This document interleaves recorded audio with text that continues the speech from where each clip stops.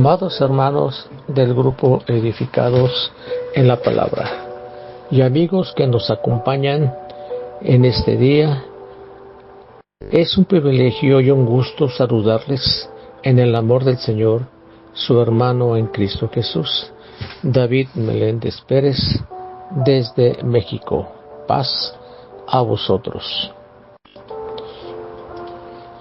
Continuando con el eslogan del libro de Marcos, el ayudante que escribió un evangelio en esta 9ª semana, tenemos un subtema, el último ministerio público del Hijo de Dios. Jesús trata algunos problemas especiales. Y el tema que hoy nos ocupa, mis amados hermanos, es tercera predicación de la muerte.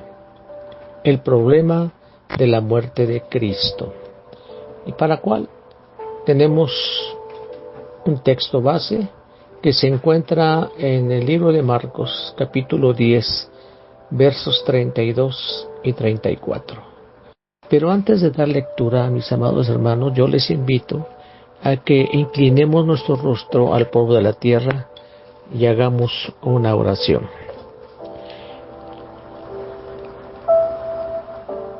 Amantísimo y buen Padre Celestial, que moras en las alturas de los cielos, nos acercamos a ti a través de esta oración, con la finalidad, Señor, de darte las gracias por la existencia que nos das, porque eres el dador de la vida, eres el creador del universo, eres nuestro único Dios, el Dios Todopoderoso, razón por la cual alabamos tu santo y bendito nombre. Y queremos alabarte a través de una reflexión de esta mañana, que tú permitas, Señor, que los labios de tu servidor, tu siervo, puedan expresar tu voluntad. Bendice a mis hermanos que están en todas partes de este grupo, Señor, bendiciendo sus hogares, bendiciendo sus actividades, bendiciendo sus trabajos, Señor nuestro. De igual manera te pido por los administradores del grupo, que les sigas llenando de tu sabiduría y de tus cuidados, sobre todo, principalmente de tus bendiciones, Señor. Gracias por permitirnos, Señor, seguir en este grupo y en los diferentes países, que tu palabra puede ser escuchada sin temor. Gracias, Padre. Todo esto te lo pido en el bendito nombre de nuestro Señor y Salvador Jesucristo. Amén. Bien, vamos a dar lectura, amados hermanos, a Marcos capítulo 10, verso 32. Y dice así la palabra del Señor. Iban por el camino, subiendo a Jerusalén, y Jesús iba delante de ellos. Estaban asombrados, y los que le seguían tenían miedo. Entonces, volviendo a tomar a los 12 aparte, les comenzó a declarar las cosas que les estaban por acontecer. Verso 33. He aquí subimos a Jerusalén, y el Hijo del Hombre será entregado a los principales sacerdotes y a los escribas, le condenarán a muerte y le entregarán a los gentiles. Y verso 34. Se burlarán de él, le escupirán, le azotarán y le matarán, y después de 3 días resucitará. Amén. Amados hermanos, en estos versos vemos que es la tercera vez que Marcos resalta la muerte y resurrección de Jesús. Marcos cuenta estas advertencias y cada vez se hacían más angustiosas y les añadía algún detalle más. En la primera fue un anuncio muy simple, Marcos 8:31. La segunda vez se presentaba la perspectiva de la traición, Marcos 9:31.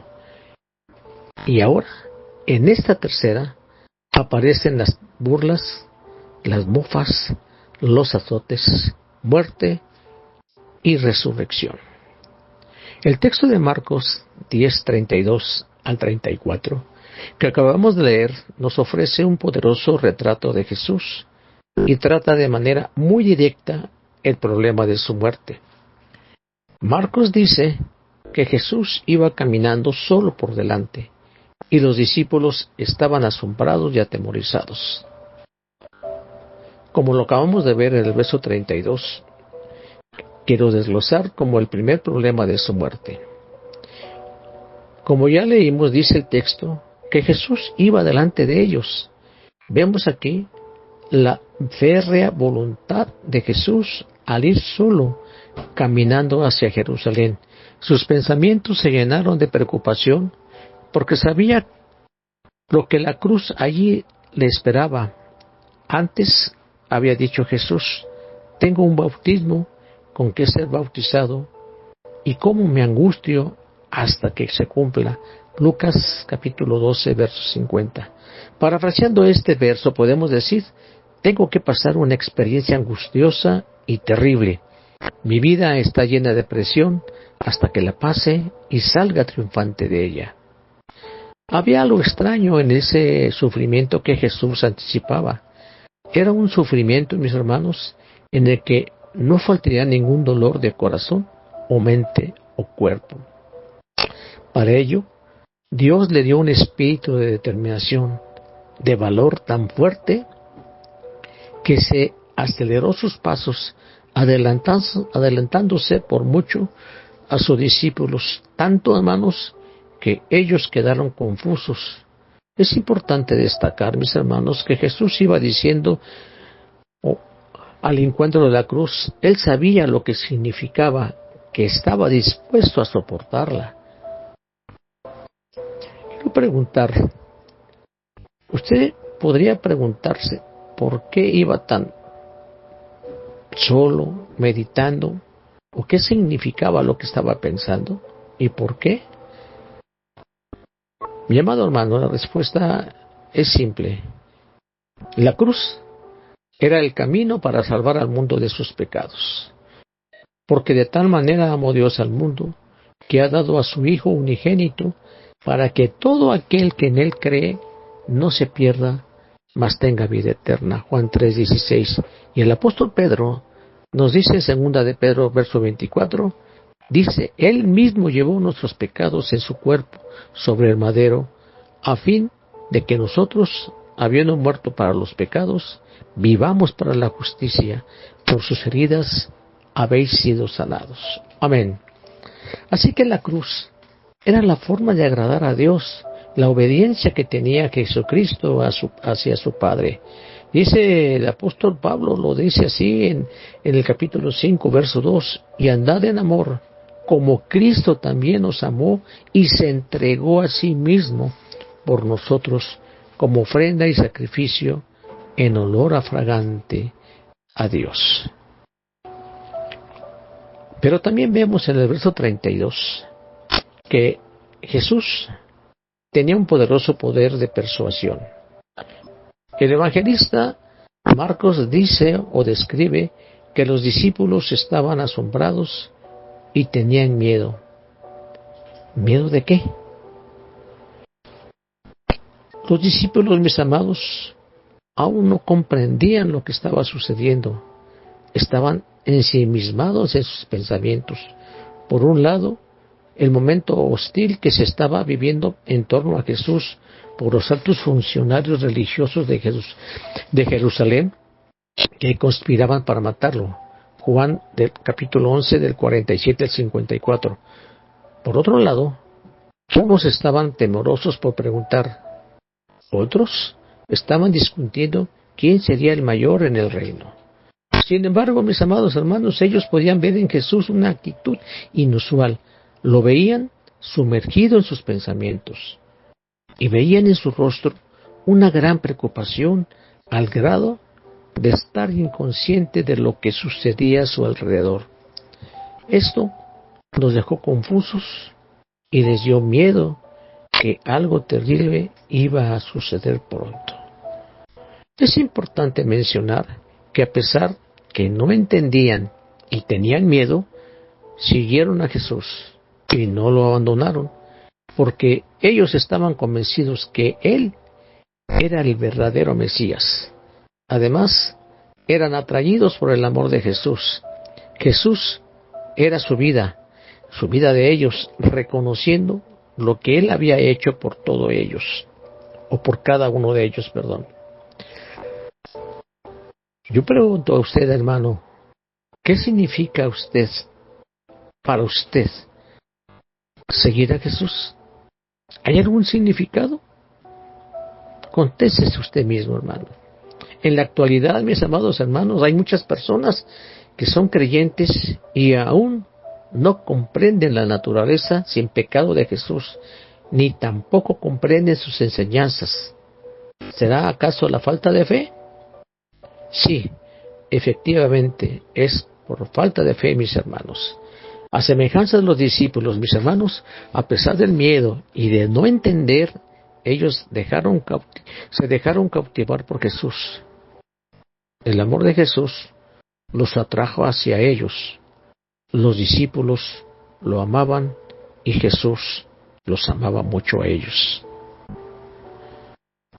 ¿Usted está dispuesto a dejarse atraer por Jesús y seguirlo por amor, aunque a veces no entienda y tenga miedo?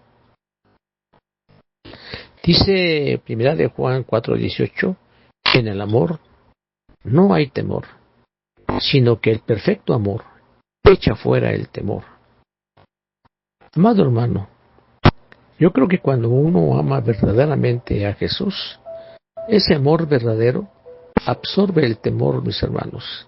Ese amor se convierte en confianza de que Jesús va a suplir nuestras necesidades conforme a su voluntad, no importando si son pequeñas o grandes. No olvidemos que nuestro andar es por fe y no por vista. Pablo señala que esta manera de vivir por fe es en las promesas futuras del Evangelio, es en esa esperanza eterna que trae como resultado el valor para afrontar las circunstancias difíciles y no por la apariencia engañosa de las cosas presentes. Segunda de Corintios, capítulo 5, versos 7 y 8, hermanos.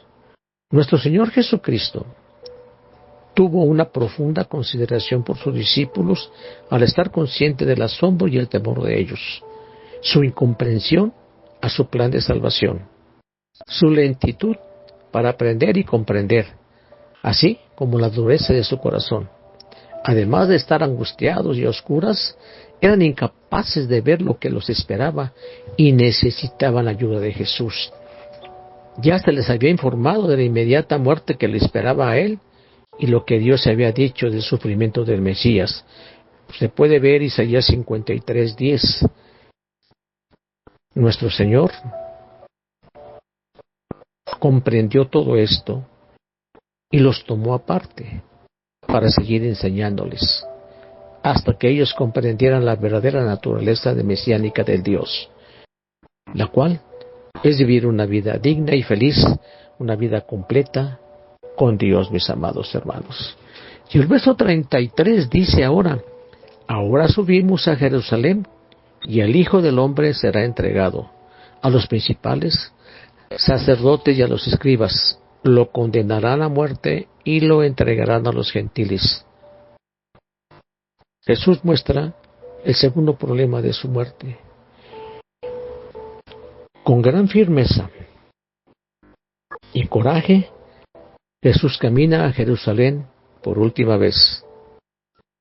Jesús les había anunciado a sus discípulos las cosas que habían de sucederle en Jerusalén, porque él sabía que ir a Jerusalén, allí estaban concentrados los más fuertes enemigos de él, los ancianos, los escribas y los fariseos. Es importante señalar que Jesús señaló dos cosas en este verso. Primero, el Hijo del Hombre será entregado.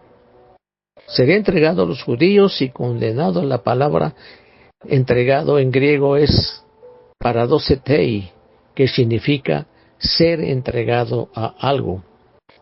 Significa que su muerte estaba determinada, ordenada, porque era parte del plan de Dios.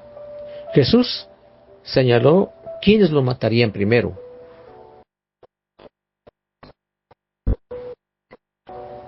Primero, la traición sería por medio de Judas. Y usted lo puede ver en Mateo 26, verso 14 al 16, y en Marcos capítulo 14, del verso 10 y 11 y 43 al 45.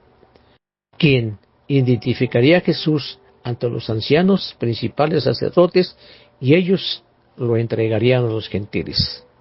Ante este hecho, el apóstol Pedro predica a los judíos en el Pentecostés, acusándole de la muerte de Jesucristo, y les dijo: este fue entregado según el determinado propósito y el previo conocimiento de Dios, y por medio de gente malvada, ustedes lo mataron clavándolo en la cruz. Hechos capítulo 2, verso 23. Había de ser entregado traidoramente, amados hermanos, a manos de los principales sacerdotes y los escribas. Podemos ver el sufrimiento de Cristo en su corazón, que estaba quebrantado por la deslealtad de sus amigos. Había de ser condenado a muerte. Podemos ver el sufrimiento de la injusticia que es tan difícil de soportar, hermanos. Jesús había de ser objeto de burlas para los romanos. Y ahí vemos el sufrimiento de la humillación y de los insultos deliberados. Y segundo, que señala a Jesús, será entregado a los gentiles y torturado y muerto. Y precisamente fueron los judíos los que sentenciaron a Jesús, es decir, los principales sacerdotes y escribas y ancianos. Ellos fueron los acusadores, no los verdugos, porque su ley se los prohibía. Juan 18:31. Para la ejecución debía ser entregado a los gentiles, como así sucedió. Este hecho es muy relevante, mis amados hermanos. Jesús sabía perfectamente cuando lo estaban enjuiciando los judíos. Bastaba una sola palabra cuando le preguntaron si era verdaderamente el Hijo de Dios. Con decir que no, no había ninguna prueba absoluta para que lo pudieran condenar. Mas, sin en cambio, él, determinado ya, valerosamente, dijo sí. Con eso fue suficiente para que los judíos dijeran que estaba blasfemando. Y eso fue la razón por la cual fueron entregados, o fue entregado a los gentiles, mis amados hermanos. La tortura gentil o la tortura romana en esa época, que estaba a cargo de ellos, tenían una manera, una metodología de la tortura. Fíjense nada más, comprendan escuchen lo que voy a decir, hermanos.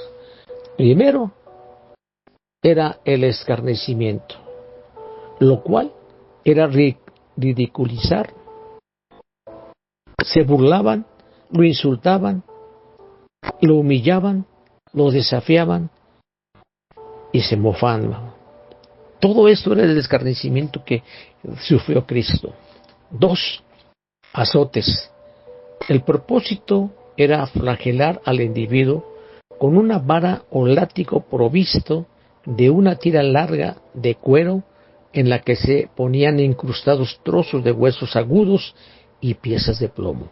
Esto sometía al cuerpo desnudo del reo a tiras de carne cruda y sangrantes y ardientes verdugones. Severos hematomas, hermanos. Se le daban 40 azotes, menos uno por si fallaba la cuenta. Muchos morían en la tortura.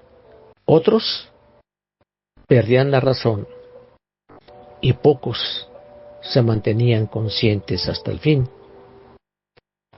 3. Escupir. Era una señal de desprecio total. Mateo 27:30. Y le escupían y con la caña le golpeaban la cabeza. Y 4. Crucificar. El escritor Klausner, un escritor judío, dijo con respecto a la crucifixión: La crucifixión es la muerte más terrible y cruel que han diseñado los seres humanos para vengarse de sus semejantes. Fíjense nada más. Cicerón la llamaba la tortura más cruel y más horrible, y Tácito la llamaba una tortura apropiada solo para esclavos.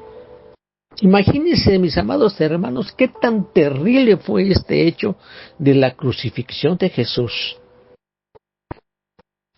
Considere usted lo siguiente. Jesús llevó los pecados del hombre, sufriendo el grado máximo de dolor que un ser humano puede soportar. Fueron dolores muy intensos, al grado que su mente estaba fija en el motivo de ese sufrimiento. Pensaba en el pecado del hombre que lo había separado de la presencia de Dios, y ese pecado de la humanidad consumía su mente. Espiritualmente, su corazón estaba quebrantado, mis hermanos, porque su padre le volvería la espalda. Sería separado de Dios porque llevaba la condenación del pecado en favor del hombre.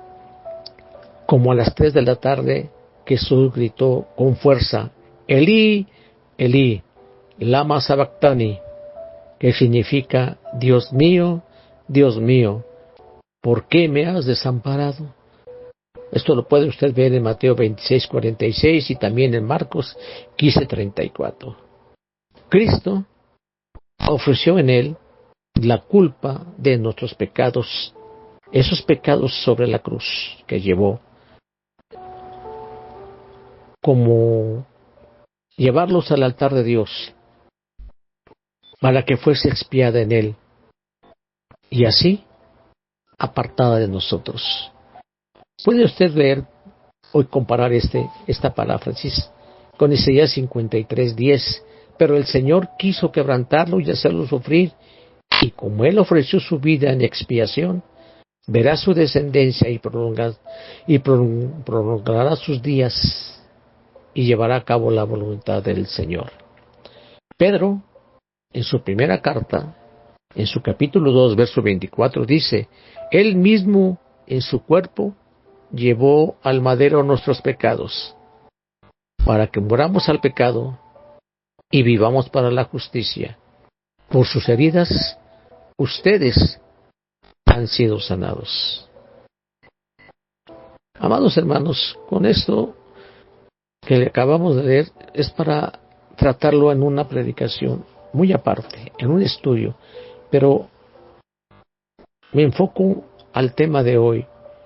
Todo esto era necesario. Este sacrificio horrendo que sufrió nuestro Señor Jesucristo era para que el hombre volviera a tener acceso al Padre por medio de Él. No tengo palabras, hermanos, cómo expresar el amor de Cristo, el cual es un amor grandioso, un amor admirable, su coraje, su determinación para soportar tanto sufrimiento por usted, por mí y por toda la humanidad. Isaías 53:11, para que muriésemos a los pecados cuya culpa conjunta Cristo quitó con su muerte, y así viviésemos a la justicia. Cristo dijo, yo soy el buen pastor. El buen pastor su vida da por las ovejas. Y en Juan 17:7 dijo, por eso me ama el Padre, porque entrego mi vida para volver a recibirla. Nadie me lo arrebata, sino que yo la entrego por mi propia voluntad. Tengo autoridad para entregarla y tengo también autoridad para volver a recibirla. Este es el mandamiento que recibí de mi Padre. Amén. Esto fue en mayúsculo propósito de Jesús, morir y resucitar, mis hermanos. La muerte de Jesús fue muy cara a su propio corazón, porque la cruz fue el centro del propósito de Dios desde la eternidad. La cruz era cara a su corazón, porque era la voluntad del Padre. Al morir Jesús, agradaba a su Padre, y al agradar a su Padre, era objeto de su vida. Juan 10:18. Con su muerte, reconcilió al hombre con el Padre y fue hecho autor de la salvación del hombre. Pero ahora en Cristo Jesús, a ustedes que antes estaban lejos, Dios los ha acercado mediante la sangre de Cristo. Efesios 2:13. Y 2 Corintios 5:19 dice, esto es, que en Cristo Dios estaba reconciliando al mundo consigo mismo, no tomando en cuenta sus pecados. Y en Hebreos 2:9 dice, sin embargo, vemos a Jesús, que fue hecho un poco inferior a los ángeles, coronado de gloria y honra por haber padecido la muerte. Así, por la gracia de Dios, la muerte que él sufrió resulta en beneficio de todos. En efecto, a fin de llevar a muchos hijos a la gloria, convenía que Dios, para quien y por medio de quien todo existe, perfeccionará mediante el sufrimiento el autor de la salvación de ellos. Hebreos 2:10. Para Jesús, mis amados hermanos, la cruz fue el clímax. La cruz era la gloria de la vida y el acceso a la gloria de la eternidad que había tenido con su Padre. Fue la gloria de Jesús porque fue la culminación de su obra. Él dijo, he llevado a cabo el trabajo, dijo Jesús al Padre, que tú me encargaste. Juan 17:4. Jesús cumplió su cometido, mis hermanos, hizo llegar a la humanidad el amor del Padre. Amados hermanos, deseo con todo mi corazón que se haya comprendido el tema de esta reflexión, el problema de la muerte de Cristo. Quiera Dios abrir nuestro corazón para entender y nuestros oídos para oír su anuncio de salvación. Recuerde usted, amado hermano, como cristianos que somos, como seguidores de Cristo, estaremos expuestos a padecimientos no iguales a los de Cristo, pero por ser seguidores del Señor, quizá seremos afrentados, denigrados y rechazados, y quizá algunos hasta estarán muertos por la causa del Señor y del Evangelio. Pero Jesús nos promete también reinar con Cristo por la eternidad. Dice, si resistimos también, reinaremos con Él. Si lo negamos también, Él lo negará. 2 Timoteo 2:12. Y Cristo nos dice, así que a todo el que me reconozca delante de los hombres, yo también le reconoceré delante de mi Padre que está en el cielo. Pero al que me niegue delante de los hombres, yo también le negaré delante de mi Padre que está en el cielo. Así que, amado hermano, les dejo la palabra del Señor. Que el Señor siga bendiciendo sus vidas. Que el Señor les acompañe en todo lo que hagan, mis amados hermanos. Se despide de ustedes su hermano en Cristo Jesús, David Meléndez Pérez, desde México. Paz a vosotros.